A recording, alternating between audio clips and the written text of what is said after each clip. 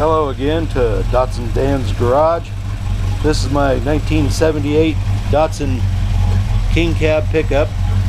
Has a Buick 231 V6 engine in it. That's the 3.8. It's my little sleeper truck. It's got a air dam on it, front and rear aftermarket sway bars, 204R overdrive transmission. It's got a nice sound to it.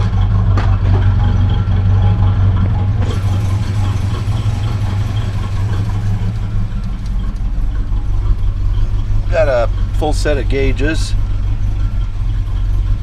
Hurst shifter, or B&M shifter. It's idling about 800 RPM, a little hard to see. 750, 800 RPM. But this is my little sleeper Datsun.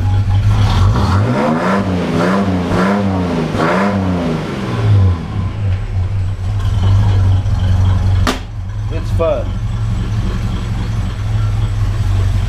It is fun. It's a sweet little engine. We'll see you later with another video.